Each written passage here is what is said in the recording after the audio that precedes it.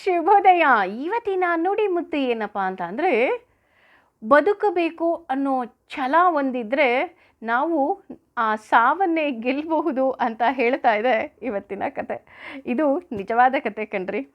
ಒಂದು ಪುಟ್ಟ ಆಕ್ವೇರಿಯಂ, ಆ ಆಕ್ವೇರಿಯಮಲ್ಲಿ ಹಲವಾರು ಮೀನುಗಳಿರುತ್ತೆ. ಒಂದು ದಿನ ಆತ ಆ ಆಕ್ವೇರಿಯಂನ ಅಬ್ಸರ್ವ್ ಮಾಡಿದಾಗ ಗೊತ್ತಾಗುತ್ತೆ, ಒಂದು ಮೀನಿನ ಅರ್ಧ ಭಾಗವನ್ನೇ ಉಳಿದ ಮೀನುಗಳು ತಿಂದ್ಬಿಟ್ಟಿರುತ್ತೆ. ಇವನಿಗೆ ಆಶ್ಚರ್ಯ ಆಗುತ್ತೆ, ಅಲ್ಲ ಇದು ಅರ್ಧ ಭಾಗವನ್ನೇ ತಿಂದಿದೆ, ಆದರೂ ಸಹ ಮೀನಿನಲ್ಲಿ ಓಡಾಡ್ತಾ ಇದೆಯಲ್ಲ, ಇದು ಜೀವಂತವಾಗಿದೆಯಾ ಅಂತ ಏನು ಮಾಡ್ತಾನೆ, ತೆಗೆದುಬಿಟ್ಟು ಬೇರೆ ಟ್ಯಾಂಕಿಗೆ ಹಾಕ್ತಾನೆ. ಹಾಕಿದಾಗ ಅದಕ್ಕೆ ಫುಡ್ಡನ್ನು ಹಾಕ್ತಾನೆ, ತಿನ್ನುತ್ತಾ ನೋಡೋಣ ಅಂತ.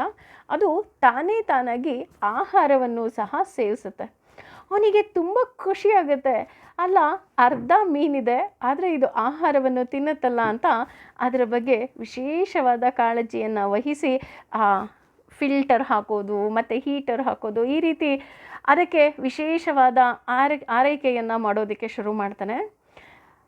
ಅದರ ಛಲ ಹೇಗಿತ್ತು ಅಂದರೆ, ಸ್ವಲ್ಪ ದಿನದಲ್ಲೇ ಆ ಮೀನು ತನ್ನ ಉಳಿದ ಅರ್ಧ ಭಾಗವನ್ನು ಸಹ ಬೆಳೆಯೋ ಹಾಗೆ ಮಾಡಿಕೊಳ್ಳುತ್ತಂತೆ, ಅಂದರೆ ಬೆಳೆಯುತ್ತೆ. ಆಗ ಅವನಿಗೆ ಅನಿಸುತ್ತೆ, ನೋಡು, ಒಂದು ಪುಟ್ಟ ಮೀನೇ ತನ್ನ ಜೀವನದಲ್ಲಿ ಸೋಲು ಒಪ್ಕೊಳ್ಳಿಲ್ಲ, ಆದರೆ ಮನುಷ್ಯ ಯಾವುದೋ ಒಂದು ಪುಟ್ಟ ಕಾಯಿಲೆ ಅಥವಾ ಇನ್ನೇನು ಅಂದಾಗ ಎಷ್ಟೊಂದು ತಲೆ ಕೆಡಿಸ್ಕೊಂಡು ಬಿಡ್ತಾನಲ್ವಾ ಅಂತ.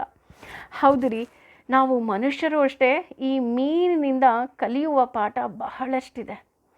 ಮನುಷ್ಯನ ಈ ಜೀವ ಏನಿದೆ, ಎಷ್ಟೋ ಜೀವರಾಶಿಗಳು ಕಳೆದ ಮೇಲೆ ಕೊಡ್ತಾನೆ ಅಂತ ನಮಗೆ ಗೊತ್ತಿದೆ. ಹಾಗಾಗಿ ಈ ಜೀವನವನ್ನು ನಾವು ಬದುಕಬೇಕು, ಜೀವಿಸಬೇಕು.